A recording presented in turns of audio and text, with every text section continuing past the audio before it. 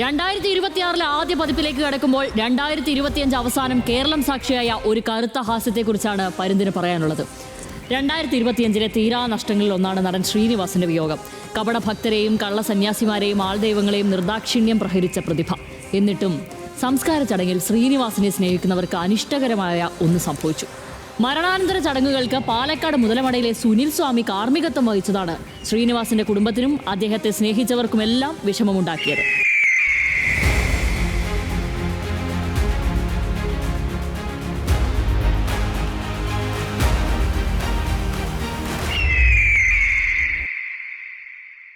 കപടസ്വാമിമാർക്കെതിരെയും ആൾ ദൈവങ്ങൾക്കെതിരെയും ശക്തമായ നിലപാട് സ്വീകരിച്ചിരുന്ന ശ്രീനിവാസന്റെ മരണാനന്തര ചടങ്ങിൽ നിരവധി തട്ടിപ്പു കേസുകളിൽ പ്രതിയായ പി സുനിൽദാസ് എന്ന സുനിൽ സ്വാമി വന്നത് എന്തിനെന്നായിരുന്നു ചോദ്യം. ഒരു മരണം നടന്ന വീടായതുകൊണ്ട് മാത്രം ആരും ഒന്നും പറഞ്ഞില്ല. ശ്രീനിവാസൻ ജീവിച്ചിരുന്നെങ്കിൽ ആദ്യം ഓടിച്ചു വിടുന്നത് ഇത്തരം ആളുകളെ ആകും. സുനിൽ സ്വാമി ആരും പറയാതെ വീട്ടുകാരുടെ താല്പര്യം പോലും നോക്കാതെ ചടങ്ങുകൾക്ക് സ്വയം നേതൃത്വം നൽകിയതാണ്.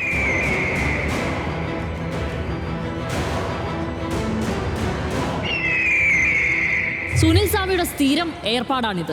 പ്രമുഖർ ആരെങ്കിലും മരിച്ചാൽ അവിടെ പോയി മരണാനന്തര ചടങ്ങുകൾ സ്വയം ഏറ്റെടുത്ത് നടത്തും. ഇതിനു മുൻപും ഇത്തരം സംഭവങ്ങൾ ഉണ്ടായിട്ടുണ്ട്. സംഗതി ഇത്രയൊക്കെ ആയപ്പോഴാണ് ആരാണ് ഈ സുനിൽ സ്വാമി എന്ന് അന്വേഷിച്ചത്.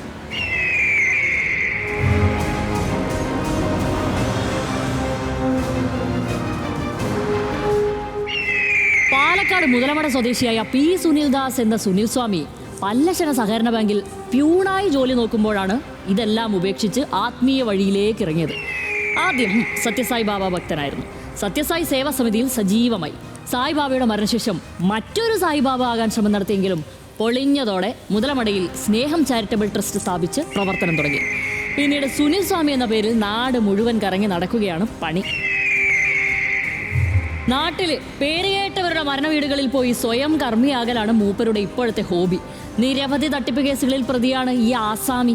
ചില സാമ്പിളുകൾ പറയാം. തുടങ്ങുമ്പോൾ റിസർവ് ബാങ്കിൽ നിന്ന് തന്നെ തുടങ്ങാം. മുതലമടയിലെ സ്വാമിയുടെ സ്നേഹം ട്രസ്റ്റിന് റിസർവ് ബാങ്കിൽ നിന്നും 3170 കോടി രൂപ അനുവദിച്ചിട്ടുണ്ടെന്നും പറഞ്ഞ് ഒരു തട്ടിപ്പ് നടത്തിയിട്ടുണ്ട് സ്വാമി. അതിനെ കത്തൊക്കെ കാണിച്ചായിരുന്നു തട്ടിപ്പ്. റിസർവ് ബാങ്കിൽ നിന്നും പണം കിട്ടാൻ ഒരു 3 കോടി രൂപ അടയ്ക്കണമെന്നും പറഞ്ഞ് തമിഴ്നാട് സ്വദേശിയായ കമലേശ്വരിൽ നിന്നും പണം വാങ്ങി കബളിപ്പിച്ചു.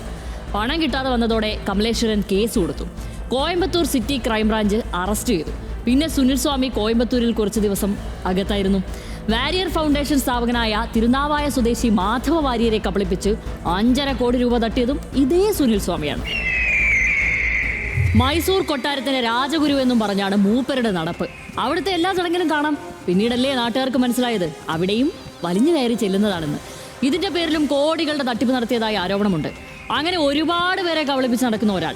ഇതിനെല്ലാം ശക്തമായി എതിർത്തിരുന്ന ശ്രീനിവാസന്റെ മരണാനന്തര ചടങ്ങിൽ കാർമ്മികത്വം വഹിച്ചത് വീട്ടുകാർക്ക് ഇഷ്ടപ്പെട്ടില്ല എന്ന് പറഞ്ഞാൽ കുറ്റം പറയാൻ കഴിയില്ല. അപ്പൊ പരുന്തിനും ഇത്രേ പറയാനുള്ളൂ. ഏത് സ്വാമിയാണെങ്കിലും സ്വയം കർമ്മിയാകരുത്. അപ്പോൾ അടുത്ത വിഷയവുമായി അടുത്ത എപ്പിസോഡിൽ